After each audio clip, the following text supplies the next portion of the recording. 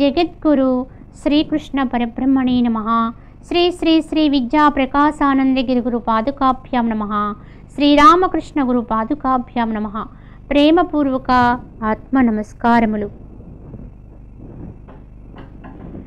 క్రిందటి భాగములో భగవానుడు అర్జునుడికి తెలియచేస్తూ తాను చెప్పబోయేటువంటి ఈ జ్ఞాన విజ్ఞాన సహితమైనటువంటి ఈ గోప్యమైనటువంటి ఈ జ్ఞానము ఎంత గొప్పదో తెలియచేస్తూ ఎందువల్ల అర్జునుడికి చెబుతున్నానో కూడా చెప్పారు. అర్జునుడికున్న అధికారం కూడా మనకి తెలియచేశారు. అదే అసూయారాహిత్యం అని చెప్పారు. అయితే సంసారం యొక్క స్థితి గురించి భగవానుడు తెలియచేస్తున్నప్పుడు దుఃఖరూప సంసారము నుండి అన్నారు. ఇక్కడ ఎవడైతే దీన్ని తెలుసుకుని ఈ దుఃఖరూప సంసారము నుండి విడువడతాడో పారంగతుడు వగుదువో అలాంటి జ్ఞానాన్ని నీకు ఇస్తున్నానని చెప్పారు. ఈ జ్ఞానాన్ని తెలుసుకోవడం వల్ల వచ్చే ఫలితం ఏమిటంటే దుఃఖరూప సంసారము నుండి విడువడగలుగుతాము అని అర్థం. కనుక సంసారం యొక్క అంతర్గత స్థితి ఏమిటండి అంటే దుఃఖమే. దాంట్లో దాగి ఉన్నది దుఃఖమే. ఈ విషయం మనందరికీ ఎప్పటికప్పుడు అనుభవానికి వస్తూనే ఉంటుంది. ఎన్నో ఆశలతోటి కామనలతోటి ఏవేవో సంకల్పాలతోటి పరుగులు పెట్టేటువంటి మనకి ఎదురయ్యేటువంటి ఫలాన్ని ఎప్పటికప్పుడు అనుభవిస్తూ మధ్య మధ్యలో అప్పుడప్పుడు ఎక్కడైనా కొంతకాలము కొన్ని జయాలు పొందుతున్నప్పటికి కూడా అపజయాలు కూడా మనం ఎదుర్కొంటూ ఉంటాం. ఎన్నో విధానాల్లో ఓడిపోతూ ఉంటాం. ఎన్నో ఆశలు తీరక మనస్సు చాలా అల్లాడిపోతూ ఉంటుంది. ఈ విధంగా చూస్తే మనకి భౌతికములో అనుభవించే అన్నింట్లోనూ కూడా కేవలం సుఖం అనేది మాత్రం ఎక్కడా లేదండి. ఒకవేళ ఉంటే ఏదో కొద్దిగా సుఖము అలాగే దుఃఖము మిశ్రితంగా అనిపిస్తున్నాను తప్ప అది లేకుండా మాత్రం ఎవ్వరూ మేము హాయిగా సుఖాన్ని మాత్రమే అనిపిస్తున్నాము అనేవాళ్ళు ఈ జగత్తులో ఎవ్వరూ లేరు. ఎంత గొప్పవాడిని ప్రశ్నించినా వాడు ఎంత ధనవంతుడైనప్పటికీ కూడా భోగవంతుడైనప్పటికీ కూడా వాడికి ఎంతో జనబలం ఉన్నప్పటికీ కూడా వాడికుండే సమస్యలు వాడుకుంటూ ఉంటాయి. ప్రతివాడు కూడా ఎక్కడో వెలితిగానే ఇక్కడ మనకి ప్రదర్శన. అంటే ఎలా ఉన్నారండి అంటే బాగున్నామండి అని చెప్పేవాళ్ళు కూడా ఈరోజు లేరండి. ఒక విధంగా చెప్పాలంటే మరి ఇంగ్లీష్ వాళ్ళు అడుగు చెప్తుంటారు, ఎలా ఉన్నా హౌ ఆర్ యూ అంటే ఫైన్ అని వాళ్ళు వెంటనే సమాధానం చెప్తారు. అంటే ఎలా ఉన్నప్పటికీ కూడా మేము చాలా బాగున్నామండి అని అనడానికి కూడా ఈరోజు మనకి ధైర్యం సరిపోవడం లేదు. అలా ఎవరైనా ప్రశ్నిస్తే చాలా నిరుత్సాహంతో బదులిచ్చేవారు ఎక్కువగా కనిపిస్తూ ఉంటారు.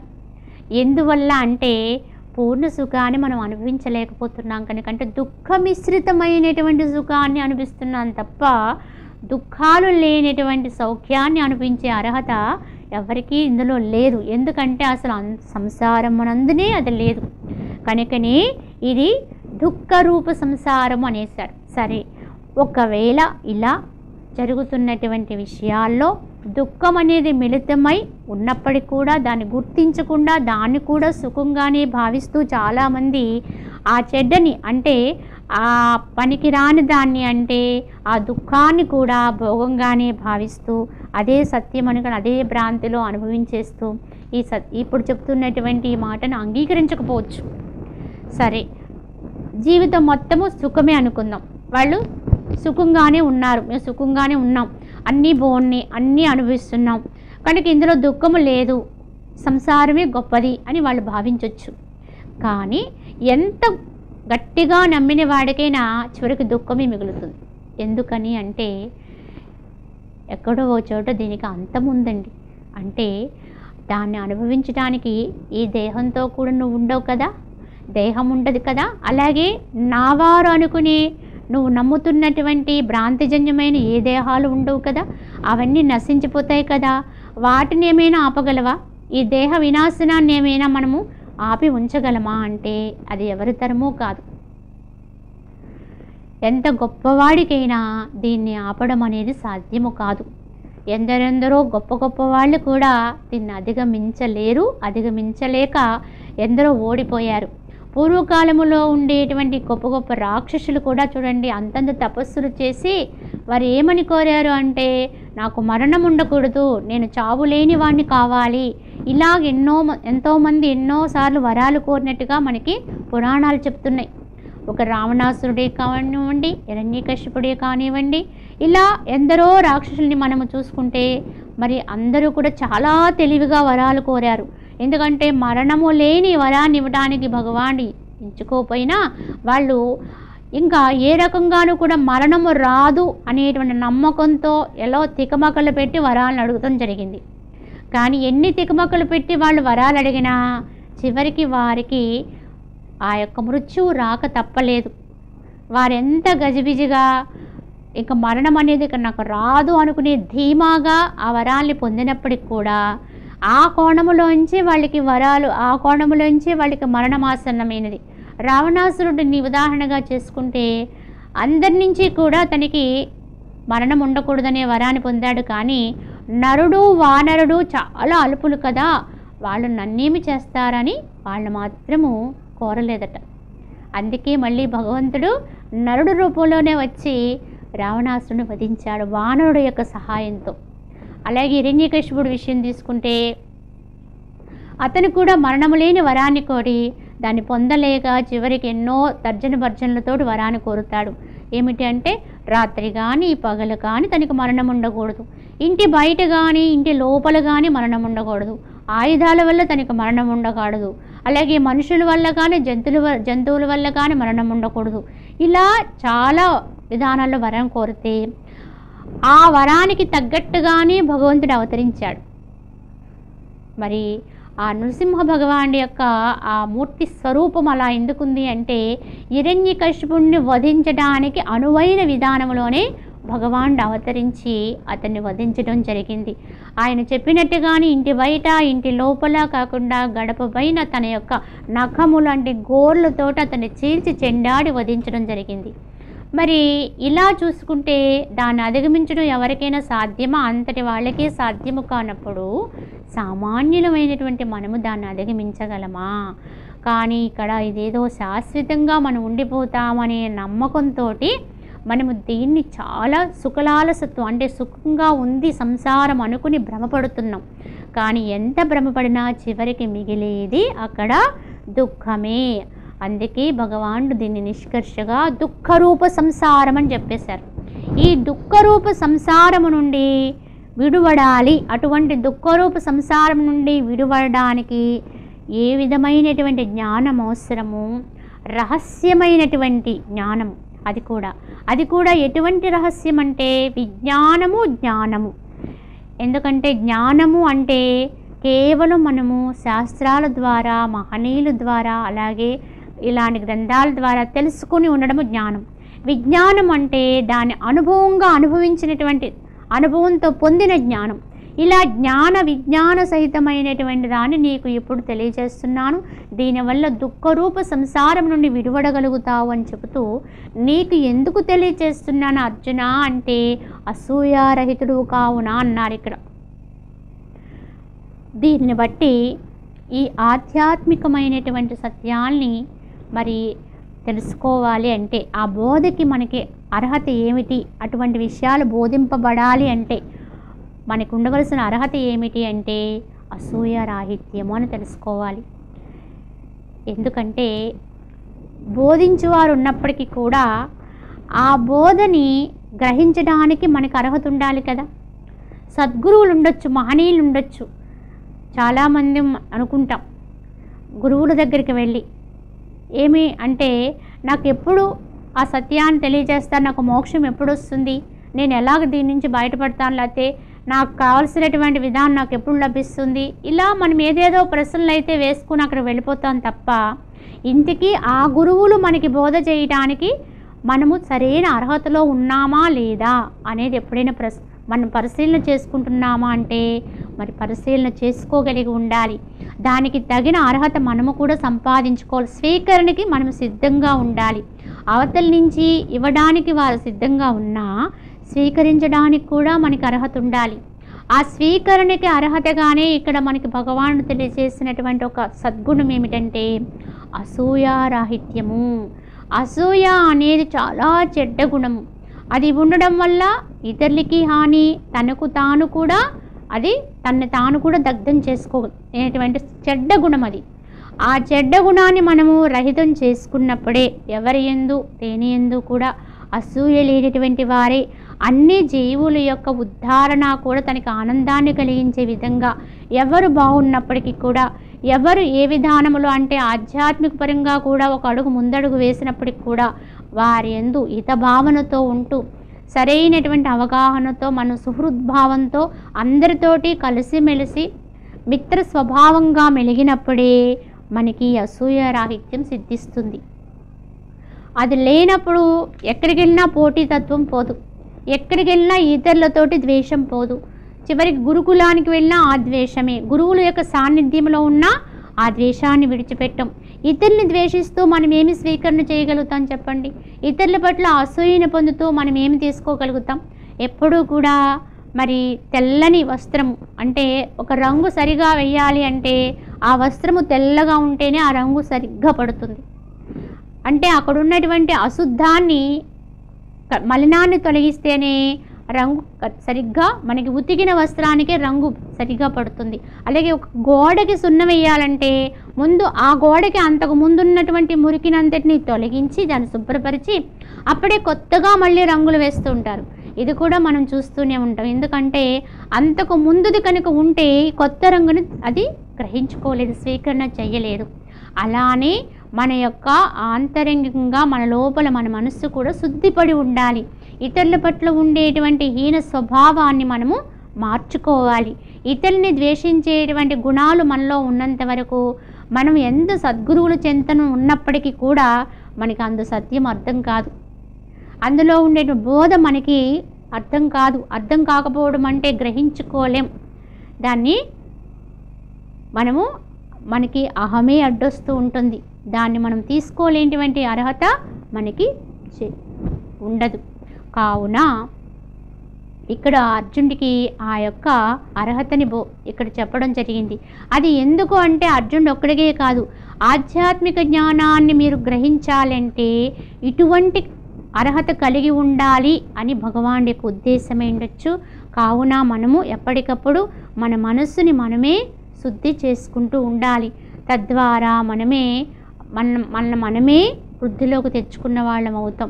ఆ విధంగా కాకుండా ఇలా ఒకరికొకరు కించపరుచుకుంటూ ఉన్నప్పుడు, ఆ అసూయాతత్వంతో ఉన్నప్పుడు అసలు సత్యం మనకి అర్థం కాదు. కావున ఈ విధంగా భగవానుడు మనకి తెలియచేస్తూ జ్ఞాన విజ్ఞాన సహితమైనటువంటి దాన్ని, గోప్యమైనటువంటి ఆ రహస్యాన్ని నీకు ఇప్పుడు చెప్పబోతున్నానని చెబుతూ ఇది ఎంత గొప్ప విద్యో కూడా భగవానుడు ఇక్కడ తెలియచేస్తున్నారు.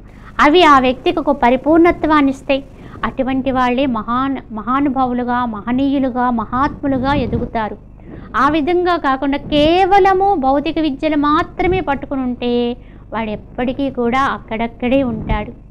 కావున ఈ విధానంలో మనం గమనించుకోగలిగితే, ఇప్పటికి చరిత్రని గమనించినట్లయితే కూడా మనకి ఈ విషయం అర్థమవుతుంది. ఎక్కడైతే ఆధ్యాత్మికత ఉంటుందో అక్కడే ఒక సంపూర్ణత వస్తుంది. ఇప్పుడు మనకున్న మహానుభావులు అందరిలో కూడా వెనుక వైపు తప్పకుండా ఆధ్యాత్మికత ఉండనే ఉంది. ఉంటేనే వాళ్ళు బయట ప్రపంచానికి వచ్చి మహానుభావులుగా వెదకగలిగారు. ఇలా ఎందన్నో మనము గమనించినట్లయితే మనకు అర్థమయ్యే విషయమేది, అర్థమయ్యే సత్యమే. ఆధ్యాత్మికత తోడు లేకుండా ఎవ్వడూ మహనీయుడు కాలేడు. అంతా కూడా అక్కడ ఎంత గొప్పవాడైనా కొంతకాలం ఒక మెరుపు మెరిసి మళ్ళీ కింద పడిపోవలసిన వాడే. ఎందుకంటే ఆధ్యాత్మికత తోడు లేనట్లయితే వాడు ఎదిగినప్పటికి కూడా ఎదుగుతున్నాను అనుకుంటాడు తప్ప ఒక ఎగురు పైకి ఎగిరి మళ్ళీ కిందకు పడిపోవలసిందే. మరి ఎవడు నిలబడతాడండి అంటే ఆధ్యాత్మికత ఎప్పుడూ మరవనివాడు, తన్ని తాను విస్మరించని వాడు, స్మృతిలో ఉంచుకున్నటువంటి వాడు. ఆ స్మృతితో అప్పుడు మిగతా అన్ని విద్యల్ని కూడా అభ్యాసం చేస్తూ దాన్ని సమన్వయం చేసుకుంటూ ఎవడైతే జీవిస్తాడో వాడు మరి చక్కటి పరిపూర్ణత్వాన్ని అందుకోగలుగుతాడు. ఇలా మనకి చరిత్రలో చాలామంది పురుషుల గురించి మనం తెలుసుకోవచ్చు, మహనీయుల గురించి మనం తెలుసుకోవచ్చు. ఇప్పుడు వారి గాథలు చెబుతూ ఉంటే మనకి చరిత్ర మరి ఆ విధంగా వెళ్ళిపోతాం మనం. ఒక గాంధీ మహాత్ముడే కానివ్వండి, గాంధీ గారి గురించి మనం ఎంత చెప్పుకున్నా ఇంకా మిగిలే ఉంటుంది. ఎందుకంటే ఆయన ఒక యోగి, ఆయన యొక్క చెప్పాలంటే ఒక రాజకీయ నాయకుడు కాదు. ఆయన అంతర్గతంగా వెనక వైపు నుంచి మనం అర్థం చేసుకుంటే ఆయన యోగే. ఎందుకంటే ఆయనలో ఎప్పుడూ కూడా ఒక సమత్వ స్థితి అనేది మనకి గోచరిస్తుంది అర్థం చేసుకుంటే. ఆ సమభావన ఏదైతే ఉందో, ఒక ధైర్య స్థితి ఏదైతే ఉందో, ఆత్మస్థైర్యము ఆయనలో ఎప్పటికప్పుడు ప్రస్ఫుటింపచేశారు. ఎట్టి పరిస్థితుల్లో కూడా ఆయన వీగిపోలేదు, ఎప్పుడూ కూడా నిర్భయంగానే ఉన్నాడు ఆయన.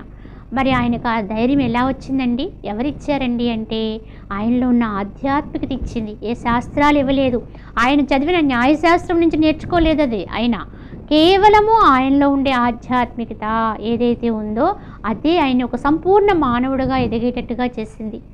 ఇలా మనము ఎందరినో గమనించుకోవచ్చు, అందరిలోనూ మనకి ఈ లక్షణం మనకి అర్థమవుతుంది. అయితే అందుకే అన్ని విద్యల కంటే గొప్ప విద్యే ఆధ్యాత్మిక విద్య అని చెప్పారు. మరి అన్నింటికంటే రహస్యమైనది అన్నారు. ఇది ఎందుకు అంటే మరి రహస్యం, విలువైనది ఎప్పుడు కూడా రహస్యంగానే ఉంటుంది. మరి విలువ లేనిది ఎక్కడ పడితే అక్కడ దొరకచ్చు, కానీ ఎంతో విలువైన దాన్ని మనం ఎప్పుడూ కూడా భద్రంగానే ఉంచుకుంటాం, రహస్యంగానే దాచుకుంటాం. మన ఇంటిలో ఉండేటువంటి ఒక వస్తువుల విషయమే చూడండి, విలువైన వాటిని ఎక్కడో లోపల రహస్యంగా ఉంచుకుంటాం, విలువ లేని వాటిని బహిర్గతం చేస్తూ ఉంటాం. అలానే అసలైనటువంటి విద్య ఏదైతే ఉందో, మేలిమి ఏదైతే ఉందో అదే ఈ ఆధ్యాత్మిక విద్య. కనుక ఇది రహస్యము. గురువుల దగ్గర ఎంతో శుశ్రూష చేసినటువంటి శిష్యులకి మాత్రమే ఆ గురువులు ప్రేమతో, ప్రియత్వ భావనతోటి అప్పుడప్పుడు వారికి ఉద్బోధ చేస్తూ ఉండేవారట ఇటువంటి విద్యని. ఎంతో కష్టపడితే తప్ప వారికి లభ్యమయ్యేది కాదు ఈ ఆధ్యాత్మిక విద్య ఒకప్పుడు. కానీ ఇప్పుడు చూడండి, భగవంతుడు కరుణామయుడు. ఇటువంటి స్థితి ఇక ముందు ముందు వారికి ఉండదని గుర్తించి అందరికీ అందించాలనే సదుద్దేశంతో ఈ రహస్యాన్ని ఇంత బహిర్గతం చేసి ఈ బయట ప్రపంచానికి అందరికీ కూడా అందించారు. అలా మన ముందుకి వచ్చి ఉన్నదాన్ని కూడా మనం గుర్తించలేకపోతున్నాం. అది మన దౌర్భాగ్యం అని చెప్పుకోవాలి. కావున ఎంతో శ్రమిస్తే తప్ప లభ్యము కాని విద్యని ఈరోజు మనం సునాయాసంగా తెలుసుకోగలుగుతున్నాం. మన ఇంటిలో మనం కూర్చుని కూడా మరి ఎందరో మహానుభావులు, మహనీయులు చెబుతూ ఉంటే దర్శిస్తూ వింటూ ఉన్నాం. అయినా మనలో మార్పు తెచ్చుకోలేకపోతున్నాం. అంటే మనలో ఆంతరిక శుద్ధి కరువైంది. అది గమనించుకోండి ఎవరికి వాళ్ళము. ఆ నిష్కల్మషత అనేది మనలో మరి అది ఎప్పుడు సాధ్యమవుతుందో అంటే దాన్ని మనం కొరబడిపోతే ఎప్పటికీ మనము దాన్ని అందుకోలేం. కావున ఆధ్యాత్మిక విద్య యొక్క విలువను గుర్తించండి, అది ఎంత గొప్పదో గుర్తించండి. ఏదో ఎవరో ఏదో చెబుతున్నారని మనకి కానిది, సంబంధించినది అని మనము దాన్ని పక్కకు నెట్టి ఉన్నంత వరకు కూడా మన జీవనానికి మనం సంపూర్ణత్వాన్ని ఇచ్చుకోలేం. అది మనకే లోటు. ఎప్పటికైనా సరే దాన్ని మనం భర్తీ చేసుకోలేం. కావున ప్రతి ఒక్కళ్ళు కూడా తన గురించి తాను నేర్చుకోవడం, తన గురించి తాను అధ్యయనం చేసుకోవడం అనేది ఒక అభ్యాసంగా పెట్టుకోవాలి. అది పవిత్రమైనది, ఎందుకంటే అది రహస్యము. మళ్ళీ అది ఎటువంటిది ఆ విద్య అంటే పరమ పవిత్రము. ఎందుకంటే అది ఎవరైతే దాన్ని పొందుతారో వారిని పవిత్రం చేయగలుగుతుంది, శుద్ధి చేయగలుగుతుంది. అలా పవిత్రం చేయబడాలంటే అది పవిత్రమై ఉండాలి. ఎప్పుడు కూడా ఒక పవిత్రమైనది ఇంకో దాన్ని పవిత్రం చేయగలుగుతుంది, ఒక శుద్ధి కలిగింది ఇంకో దాన్ని శుద్ధి చేయగలుగుతుంది. కనుక ఈ ఆధ్యాత్మిక విద్య అనేది తాను చెప్పబోయేటువంటి జ్ఞాన విజ్ఞాన సహితమైనటువంటి ఈ విద్య పవిత్రమైనది, ఉత్తమమైనది, గొప్పది. ఇంకెటువంటిది అంటే సాక్షాత్తు ఫలదాయకమైనది. అంటే ఇప్పుడు మీరు ఈ విద్యను కనుక నేర్చుకుంటే దీనికి ఫలము ఎప్పుడో వస్తుందండి, మరుజన్మలో వస్తుందండి, లేదా కొన్ని సంవత్సరముల తర్వాత వస్తుందండి అనేది కాదండి. చెప్పాలి అంటే ఈ రోజున మీరు ఈ విద్యను గ్రహించి తెలుసుకుని దాని సత్యాన్ని తెలుసుకుని దాన్ని మీరు ఆచరణలోకి తెచ్చుకోగలిగితే దాని ఫలము కూడా వెనువెంటనే మీకు ఇప్పుడే మీకు అనుభవానికి వచ్చేస్తుంది, ఎప్పుడో కాదు. ఎందుకంటే ఎప్పుడూ కూడా ఆధ్యాత్మిక తత్వమును ఆచరణలో ఉంచుకున్నటువంటి వాడి యొక్క ప్రవర్తనలో ఎక్కడా కూడా ధర్మగ్లాని జరగదు, ధర్మానికి ఉద్ధరణే జరుగుతుంది. ఎవడూ కూడా ఇక్కడ వ్యతిరేక స్థితిలో నడవడు. ఇది గుర్తించాలి. ఎవరో ఉంటారని మహానుభావులు అన్నిటినీ దాటివేసి ఒక అవధూతగా మారిపోయినటువంటి వారు కేవలం బయటికి నటన చేస్తూ ఒక్కొక్కసారి వాళ్ళు జనుల్ని భ్రమపరచడం కోసము వేరే రకంగా ప్రవర్తన చేస్తున్నట్టుగా నటిస్తారు. కానీ వారు కూడా ధర్మాన్ని తప్పరు. అంతే తప్ప మిగతా అందరము కూడా ఆధ్యాత్మిక జ్ఞానాన్ని అవలంబిస్తున్న అందరము కూడా ఆచరణలో ఎక్కడా కూడా ధర్మానికి గ్లాని జరిగే విధానమే లేదు. వారి వర్తనమంతా కూడా కర్తవ్యానికి, ధర్మానికి కట్టుబడి ఉంటారు. ఇది గుర్తించండి. ఆత్మజ్ఞానపరులమై ఉన్నామని ధర్మాన్ని పక్కకు నెట్టేస్తే అది యథార్థ అనుభవము కాదు, యథార్థ ఆచరణ కాదు. గుర్తుంచుకోండి. కనుక ఇది చాలా ధర్మానికి అనుకూలమైనది, చాలా సులభమైనది. సులభంగా కూడా దీన్ని అందుకోవచ్చు. ఇది మరి ఎంత సులభమైనదో మనము వచ్చే భాగంలో తెలియచేసుకుందాం. హరి ఓం తత్సత్.